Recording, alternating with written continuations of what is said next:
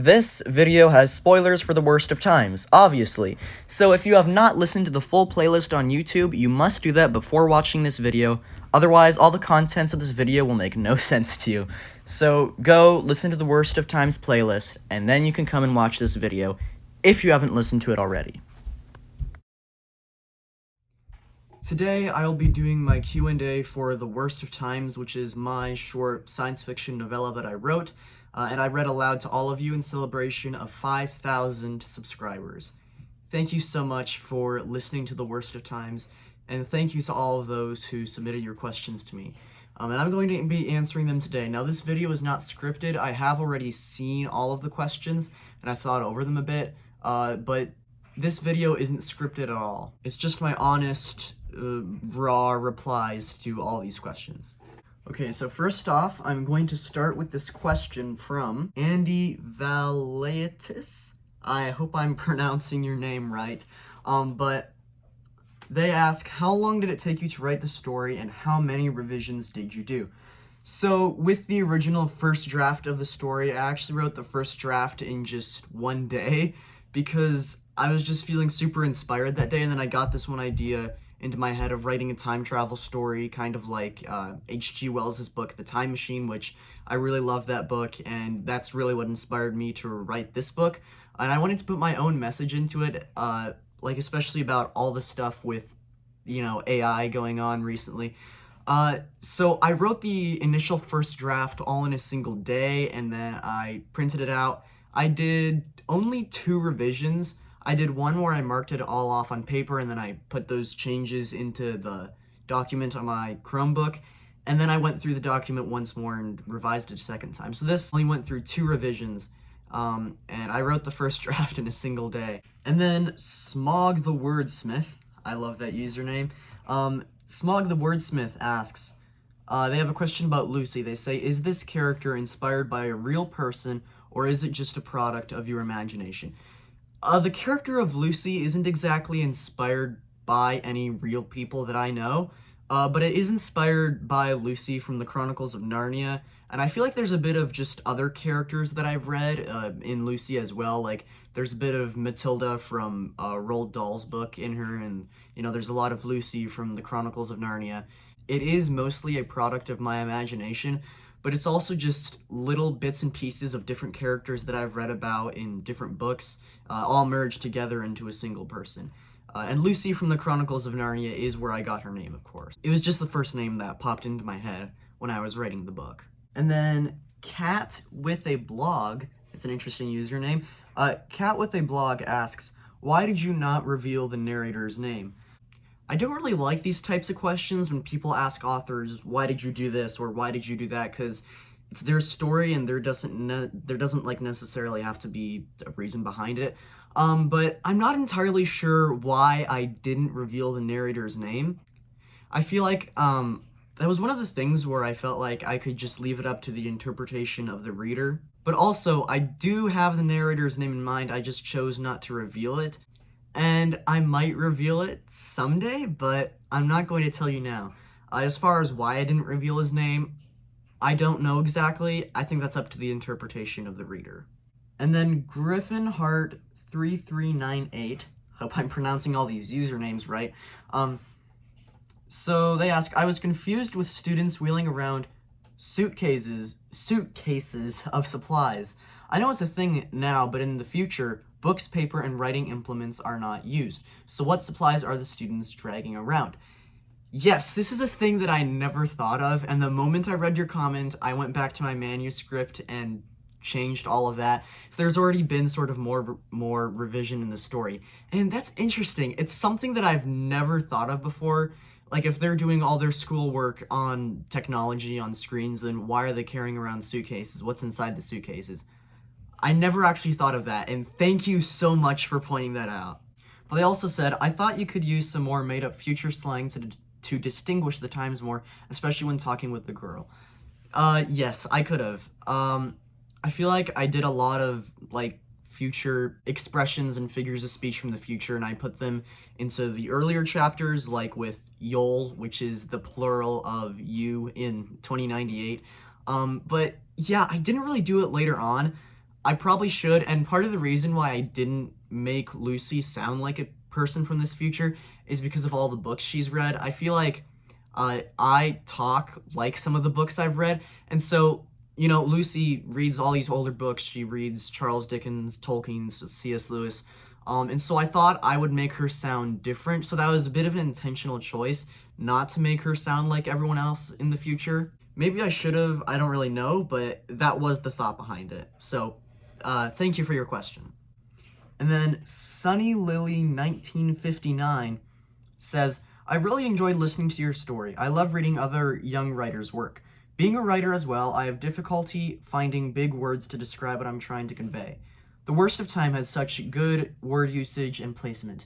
Do you have any tips for expanding vocabulary and finding words when writing? The number one advice that I would give to you if you're trying to write books and make them better sounding, like with better vocabulary, is first of all, don't worry about it while you're writing it. That's what I did. I just wrote through the entire thing, because when I try to think too hard about what words to do or where to put this word, then it sort of takes me out of the story, and I have to push myself back into writing when I move on to the next paragraph, which can be jarring. So I would recommend not worrying about it while you're writing your first draft. Just write your first draft.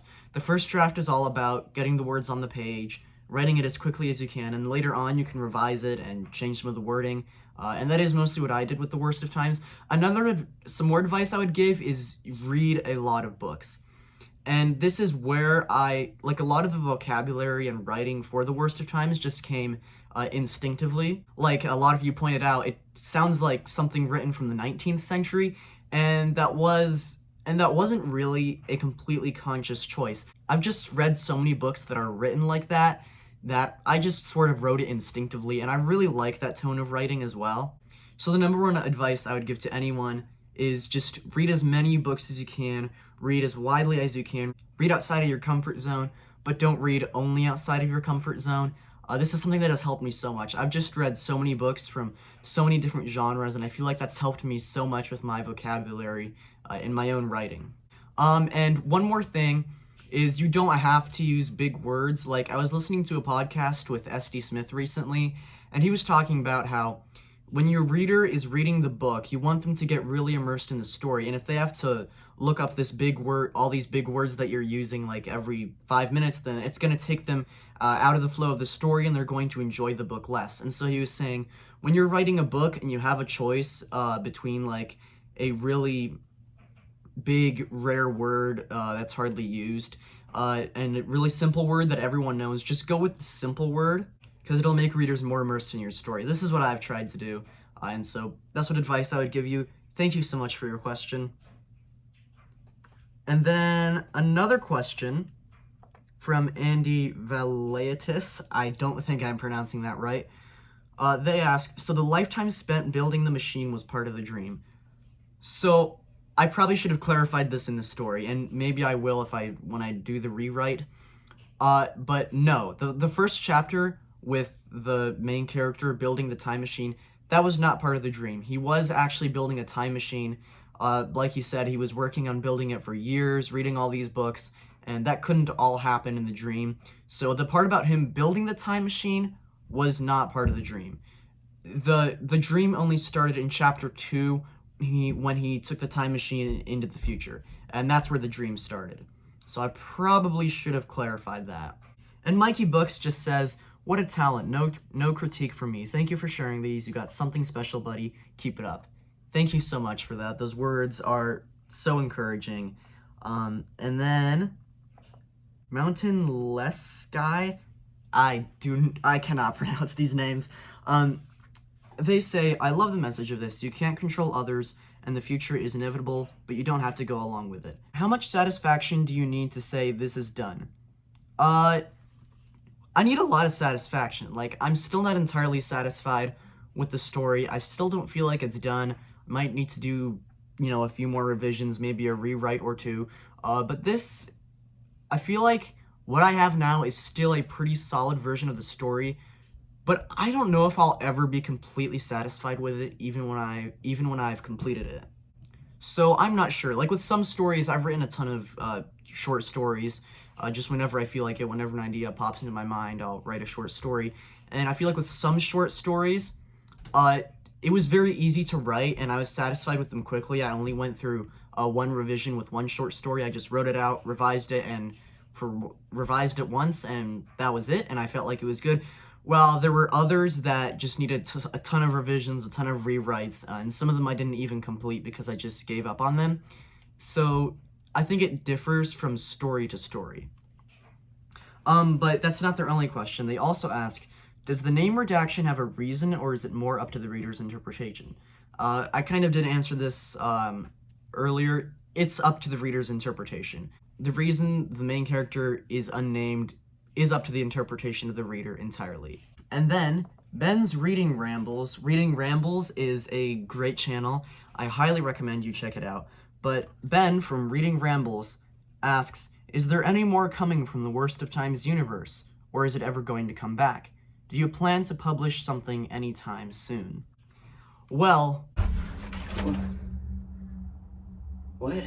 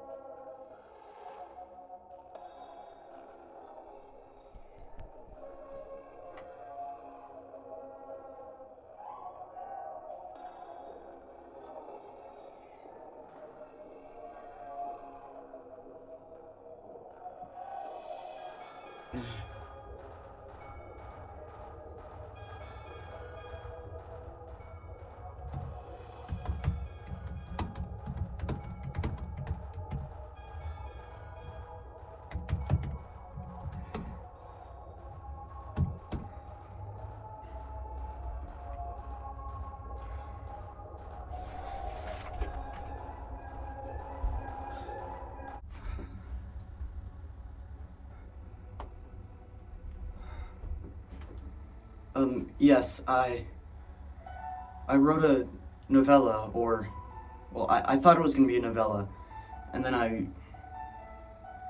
I expanded it. Yeah, it might come to about 25,000 words or something. Yeah, it's called The Worst of Times. I don't know, I don't have the cover for it yet. I still don't know what to do with the cover, but I have most of it written out. I just need to write like the last quarter of the story and do some revisions. Yeah, in part 1, the time traveler went to 2098, and in part 2, he goes to 2133. I don't know. By the end of the year at the latest. I hope. I don't know, I'm really busy with school and my YouTube channel, and but by the end of the year at the latest, yes. Okay. I'll try to get that cover done. I still need to write the last quarter, revise it. There's gonna be 3 parts, yes. I don't know, maybe 25,000 words? Okay. Yeah. By the end of the year at the latest.